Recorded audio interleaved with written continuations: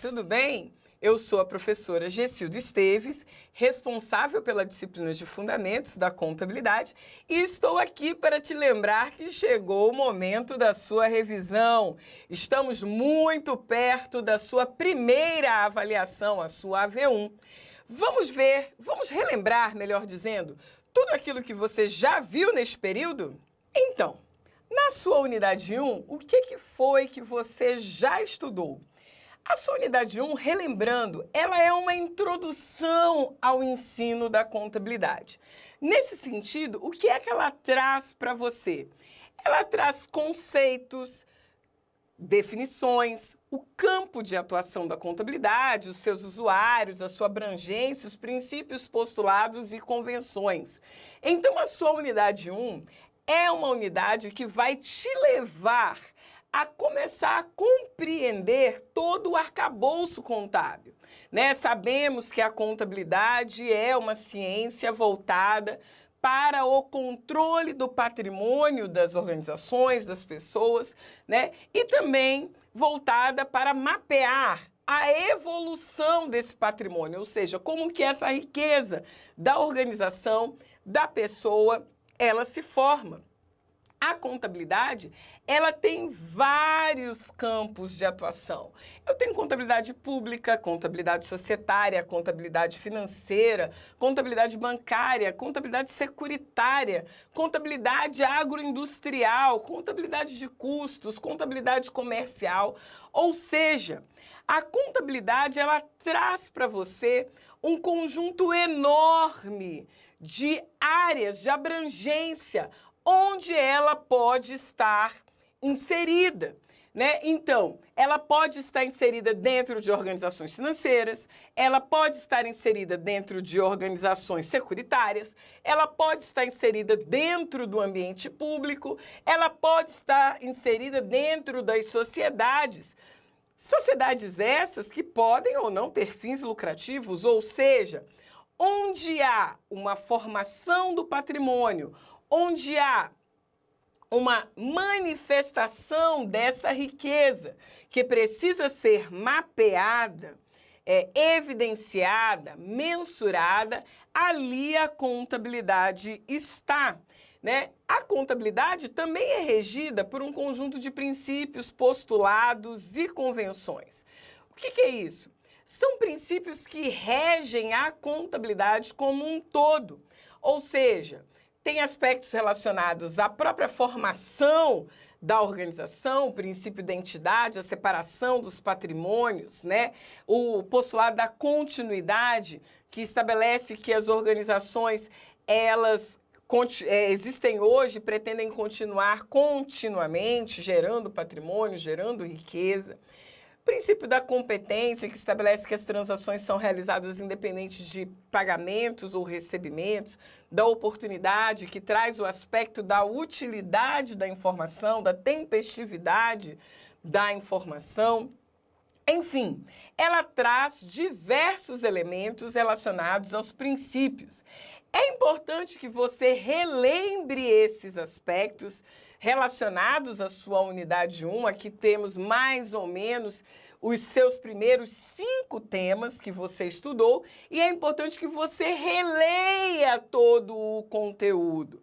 É importante que você aborde novamente, né, o seu tema 1, tema 2, tema 3, tema 4, tema 5, todos os temas que compõem essa unidade 1 que trata da introdução e estudo da contabilidade. Por quê? Esta aula de revisão é apenas para relembrar a você alguns aspectos que você já viu, mas ela não é o seu cartão de visita para que você realize a sua prova. É importante que você releia o conteúdo, é importante que você observe os exercícios, né? É muito importante que você refaça as questões para que você obtenha êxito, né, na sua primeira avaliação. Agora vamos relembrar um pouquinho do que você viu na sua unidade 2? Então, relembrando o que você viu na sua unidade 2. A sua unidade 2, ela trata da questão do patrimônio. O patrimônio ele é central quando estamos falando em termos de contabilidade, né? Compreender a estrutura do patrimônio, como ele é formado, toda, né, as suas composições, é crucial para que você possa avançar no conteúdo da disciplina, né? Então, com o patrimônio, a primeira coisa que você precisa saber que o patrimônio ele é formado por um conjunto de bens, direitos e obrigações, né? Esse é o conceito de patrimônio, que difere do conceito de valor do patrimônio. O valor do patrimônio, ele é o somatório do conjunto de bens e direitos ou o somatório das obrigações com a situação ou patrimônio líquido da organização. Então, lembrando, o conceito de patrimônio, conjunto de bens, direitos e obrigações. Valor do patrimônio, o somatório do conjunto de bens e direitos ou o somatório do conjunto de obrigações mais situação líquida. E o que são esses bens? Os bens é tudo aquilo que a organização possui e ele pode ter uma característica corpórea, tipo, né, um imóvel, um móvel, um veículo, né, um conjunto de ferramentas, equipamentos de informática, né, ou ele pode ter uma característica incorpórea, como, por exemplo, marcas, patentes, softwares, direitos autorais, enfim, tudo aquilo que possui valor transacionável, mas não é algo que é tocado, né? Não é algo que possa ser efetivamente tocado por uma pessoa. O que são os direitos e as obrigações? Os direitos é tudo aquilo que a empresa tem a receber ou a recuperar, e as obrigações, tudo aquilo que a empresa tem a pagar ou a recolher, né? Então, já vimos o conceito de bens, já vimos o conceito de direitos, já vimos o conceito de obrigações. O que te resta agora? O que te resta agora é o conceito de patrimônio líquido, ou seja, o patrimônio efetivamente da organização. O que é esse patrimônio que é efetivo da organização? É o seu conjunto de bens e direitos subtraído das suas obrigações. Ou seja, tudo que você tem, menos tudo que é de terceiros, tudo que é dos outros, tudo que você tem a pagar, tudo que você tem a recolher.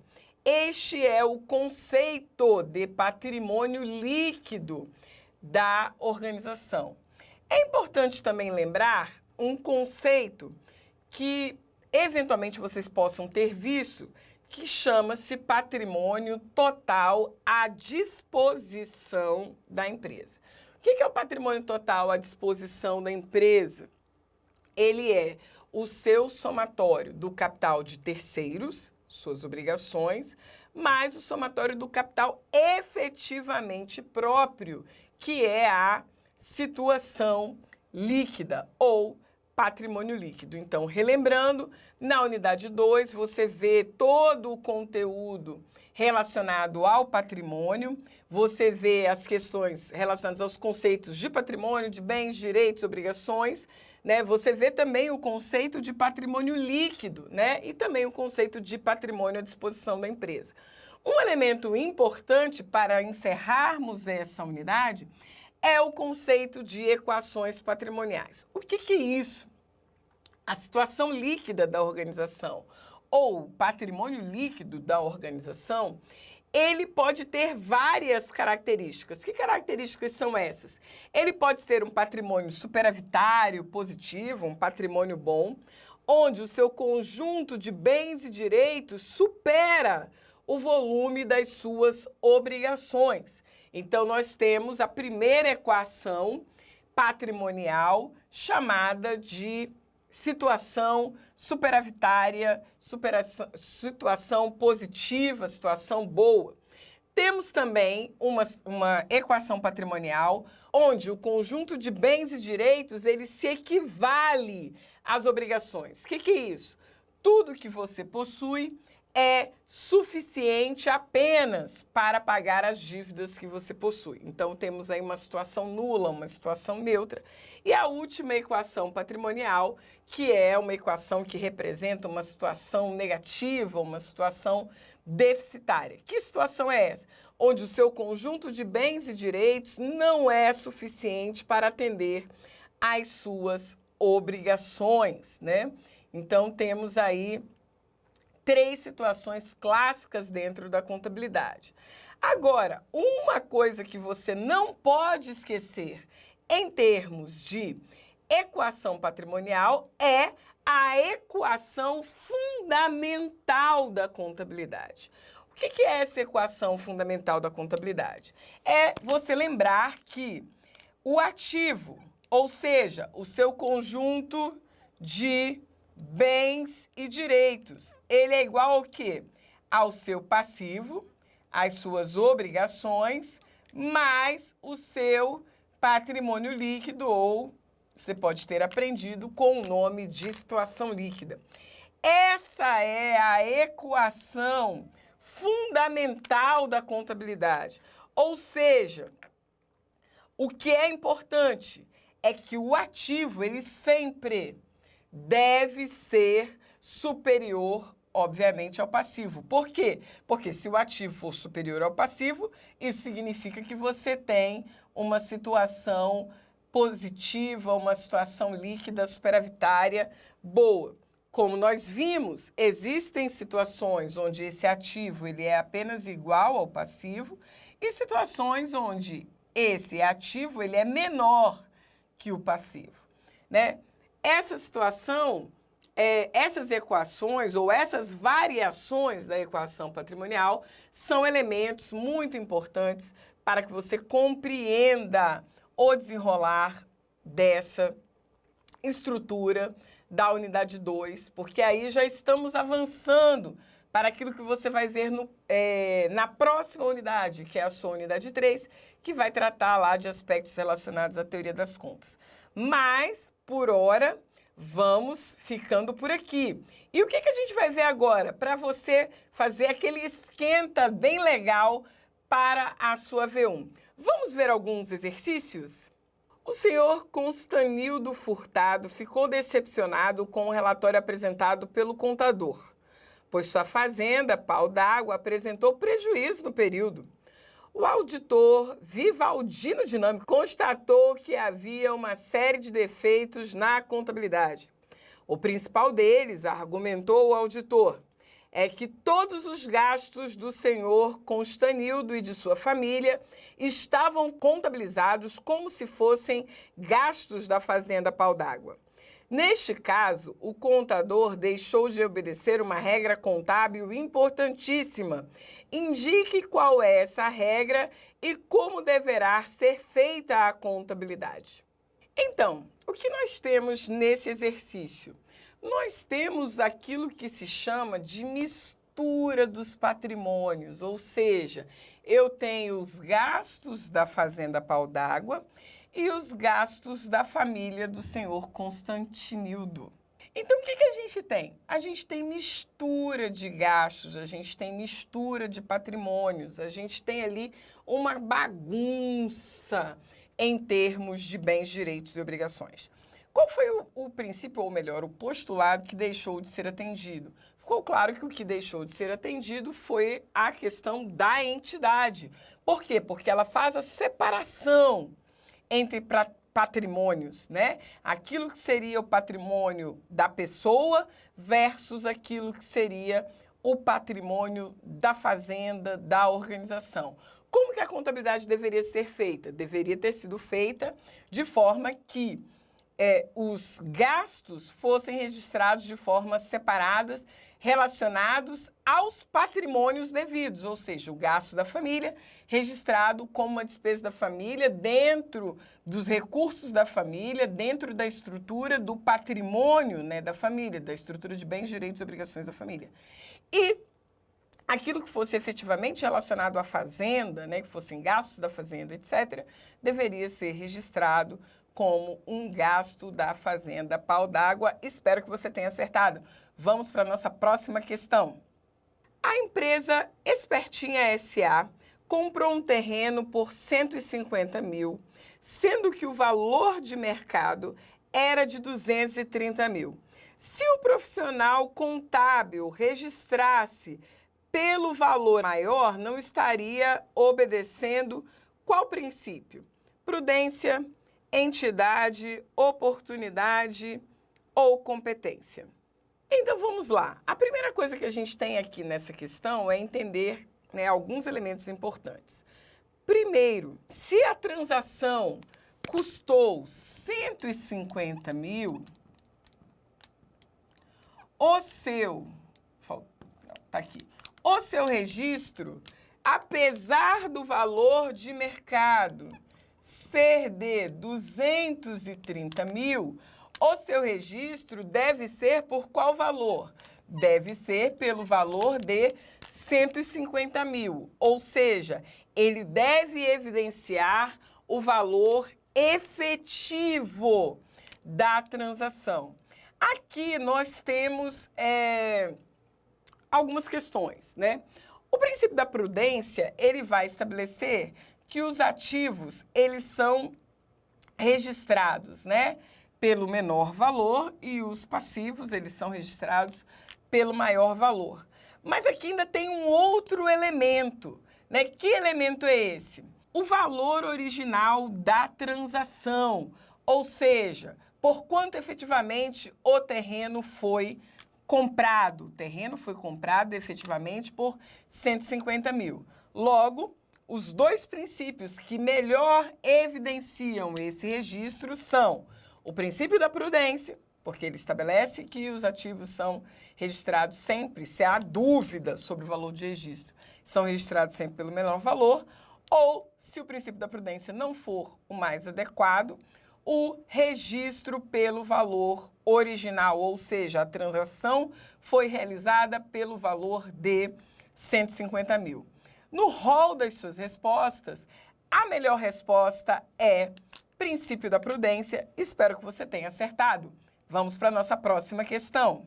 José João da Silva, sócio de uma empresa comercial, emitiu um cheque seu particular, né? Então, ele emitiu um cheque dele enquanto pessoa física para o pagamento de uma duplicada emitida contra a sua empresa. Seu contador discordou de tal fato, porque essa situação feriu o princípio fundamental de competência, registro pelo valor original, entidade ou continuidade. Vamos à resposta? Aqui a gente tem a mesma questão da questão 1 que você já viu. Ou seja, uma pessoa física está emitindo um pagamento em nome de uma pessoa jurídica. Ou seja, a mistura de patrimônios. Logo, essa transação fere o princípio da entidade. Espero que você esteja indo bem na nossa revisão. Vamos para a próxima questão. Uma empresa recebeu uma doação de um quadro de Di Cavalcanti para incorporar ao seu patrimônio. Como não foi indicado o seu valor, o contador conversou com o diretor, pedindo-lhe uma avaliação do quadro para atender a que princípio? Registro pelo valor original, realização da receita, competência ou oportunidade? O que temos aqui? Note, houve uma doação. Aqui a gente tem um elemento importante. Não importa se você comprou, se você recebeu de doação, se você achou. Se você quer registrar na contabilidade, você precisa saber o quê? O valor. Isso é muito importante. Então, note, se você não tem uma nota fiscal, porque foi uma doação, você achou, enfim, alguém largou na porta da sua organização, o que você vai precisar fazer? Você vai precisar realizar uma avaliação daquele bem, para que você possa atribuir a ele valor e, com isso, estabelecer um valor de entrada, né? Um valor original da transação. Logo, o princípio seria registro pelo valor original. Você está indo bem? Vamos à próxima questão. Essa mesma empresa comprou um outro quadro de Di Cavalcanti por 15 mil. Um dos donos da empresa alertou o contador que o mercado avalia a peça em 37 mil. Por qual valor o contador deverá lançar? 37 mil ou 15 mil? Vamos à resposta? O que a gente viu na questão anterior? A gente viu questões relacionadas ao valor registrado efetivamente na transação. Note, agora eu tenho nota fiscal, agora eu tenho recibo, agora eu tenho um documento que me diz o quadro custa 15 mil. Note, não me importa se o mercado está avaliando ele a 37 mil. O quadro foi comprado por 15 mil, eu tenho recibo, eu tenho nota, eu tenho algum documento que diz que o quadro foi adquirido por 15 mil? Tenho. Então, o registro deve ser feito por 15 mil. Mas, professora, eu não poderia fazer o registro por 37 mil? Até poderia, se e somente se a questão evidenciasse que é mais do que o mercado dizer que está avaliado em 37 mil. Um profissional avaliador de obras de arte desse um laudo dizendo que aquele quadro específico é avaliado em 37 mil. Aí sim, eu faria o registro da transação de 15 e depois, somente depois, faria o ajuste patrimonial para 37. Entretanto, isso não fica claro, tem apenas uma informação, o mercado avalia em 37. Logo, como eu não tenho um documento formal que me garanta isso, eu fico com a alternativa 15 mil, o valor de face da transação no qual eu tenho documento comprobatório que estabelece o valor da compra do quadro efetivamente. Eu vou ler para vocês já de pronto as questões 3 e 4. O objeto da contabilidade é A, balanço patrimonial, B, escrituração, C, patrimônio, D, registrar fatos contábeis. E o objetivo da contabilidade é A, o estudo e controle do patrimônio e suas variações visando o fornecimento de informações que sejam úteis para a tomada de decisão. B, o patrimônio. C, a entidade. D, fornecer informações sobre o patrimônio das entidades. Vamos lá a resposta das questões 3 e 4? Vamos ver se você acertou? Vamos lá. Existe uma diferença entre objeto e objetivo, embora as duas coisas estejam intimamente ligadas. O objeto da contabilidade é o patrimônio, a gente já falou isso na nossa abertura hoje, né? Então, e você já estudou isso, eu tenho certeza que você já leu. Então, o objeto da contabilidade é o patrimônio. Mas o seu objetivo? O objetivo é estudar esse patrimônio para que possamos fornecer informações relevantes para o processo decisório. Então, o objetivo é controlar esse patrimônio e o objeto é o patrimônio especificamente. Agora vamos para a questão 5. Questão 5. Observe as frases abaixo. O patrimônio, que a contabilidade estuda e controla, registrando todas as ocorrências nele verificadas. E estudar e controlar o patrimônio para fornecer informações sobre a sua composição e variações, bem como sobre o resultado econômico decorrente da gestão da riqueza patrimonial. As proposições acima indicam, respectivamente, o objeto e finalidade da contabilidade, finalidade e conceito, campo de aplicação e objeto da contabilidade, finalidade e técnicas contábeis. Você já mata essa questão pela primeira, que ela fala assim, o patrimônio. Já sabemos que o patrimônio é o quê? O objeto da contabilidade, né? O patrimônio é o coração da contabilidade, é ele quem vai ditar toda a estrutura da ciência contábil, né? Como que esse patrimônio se movimenta, como que ele evolui. Então, por aí, você já mata que a alternativa só pode ser A, porque é o objeto. Mas esse estudo e esse controle do patrimônio, ele tem um propósito, ele tem um objetivo, ele tem uma finalidade.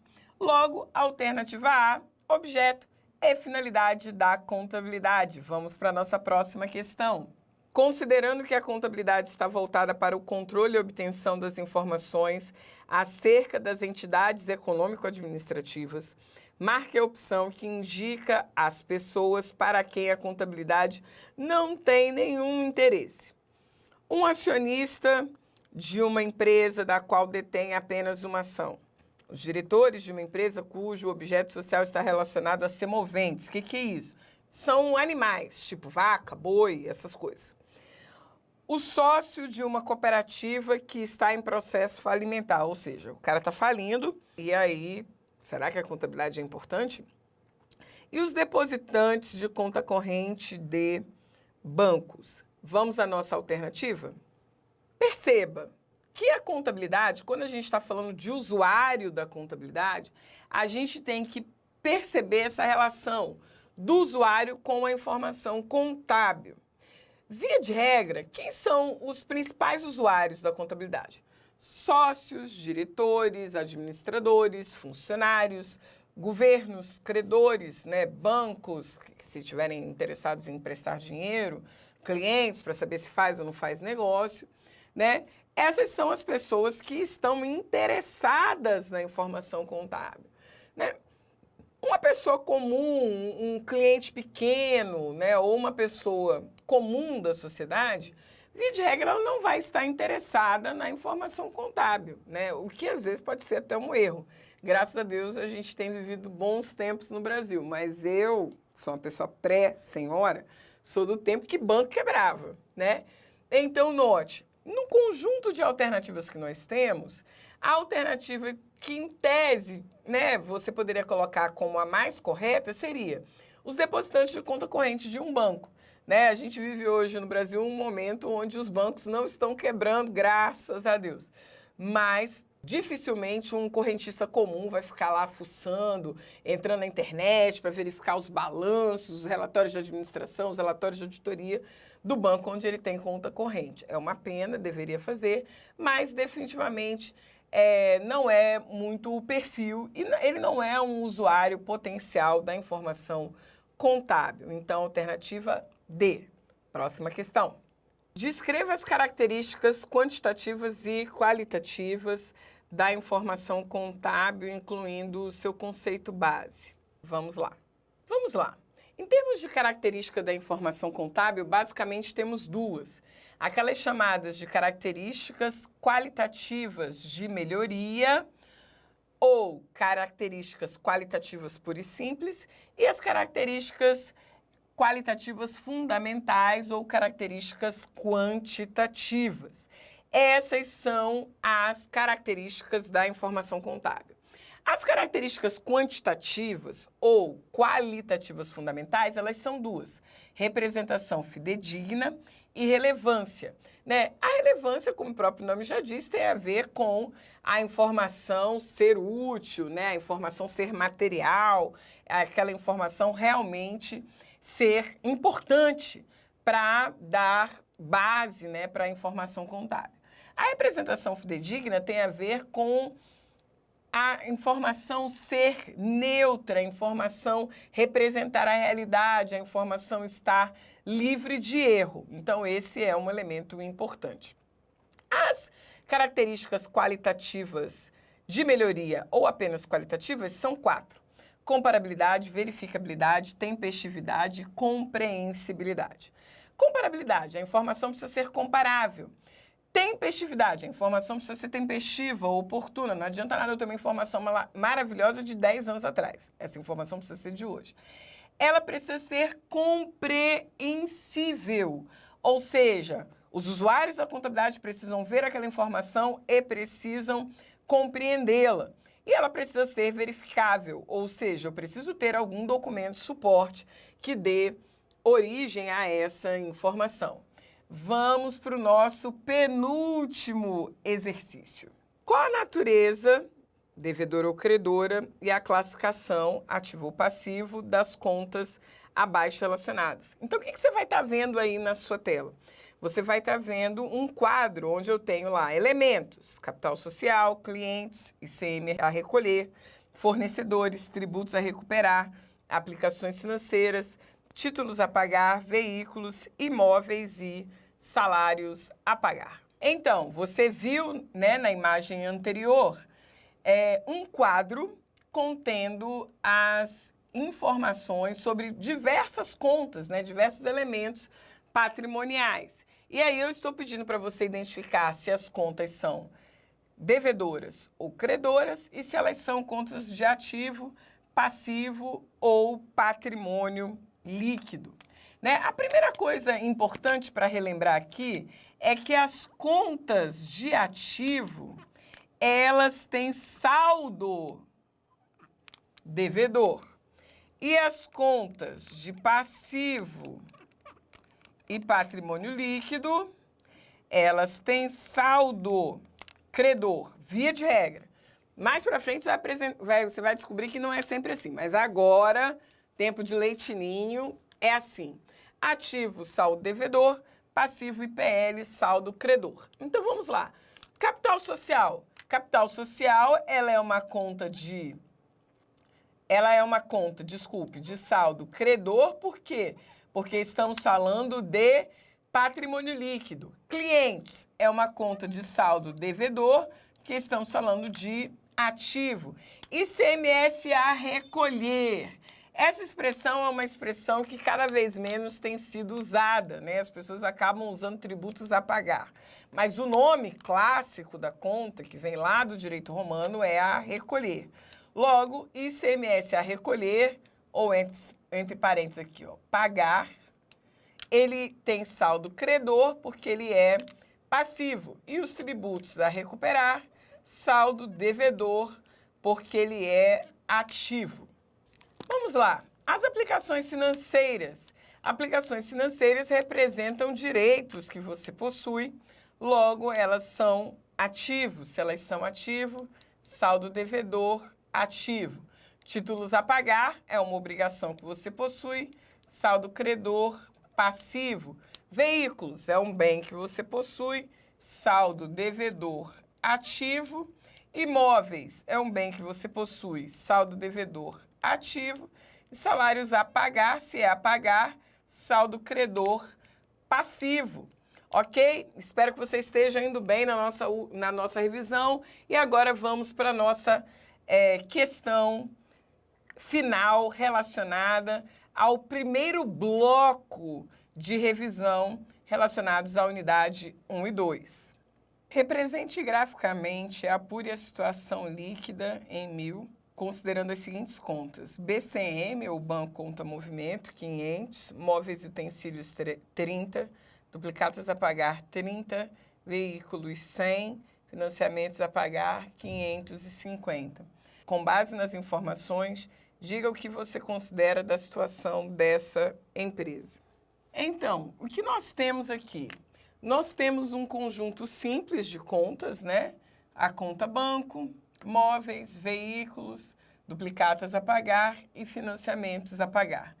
Aqui, para já te ajudar, nós já alocamos as contas, né, na estrutura de ativo e na estrutura de passivo.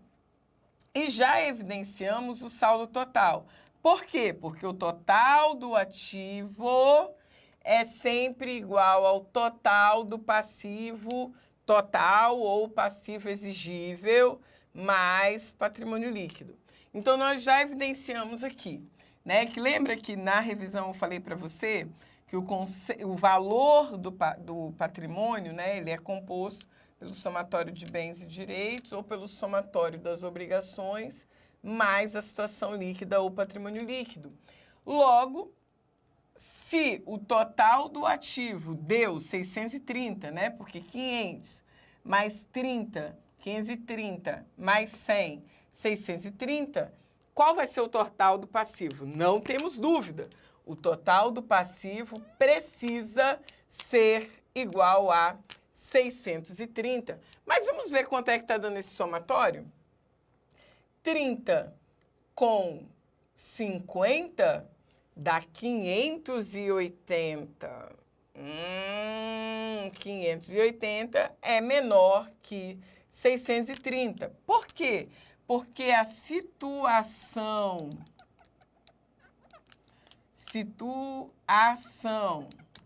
né? Esquece aqui. Situação líquida dessa organização, ela é de 50. Ou seja, 50 mais 550, 600. 600 mais 30 vai ser igual ao total de 630. É fundamental que você compreenda que o total do ativo é que vai ditar esse total do passivo. Por exemplo, se o total do ativo fosse 630 e o total aqui só do passivo exigível, né? Vou colocar um umzinho aqui a mais, né? 130 com 550 daria 680. Logo, qual é o valor que eu disse que tem que ser? O total do ativo, é o total do ativo que dita a regra. Logo, se o total do ativo é 630, qual é o valor que tem que aparecer aqui? 630. Logo, a situação líquida seria negativa de 50 neste último exemplo que eu dei. Mas, para efeito do seu exercício, a resposta é situação líquida positiva da ordem de 50. Espero que você tenha gostado da nossa revisão para a sua AV1 ou também parte da sua revisão para a sua AV2. E a gente se vê qualquer hora dessa. Beijo, tchau, tchau.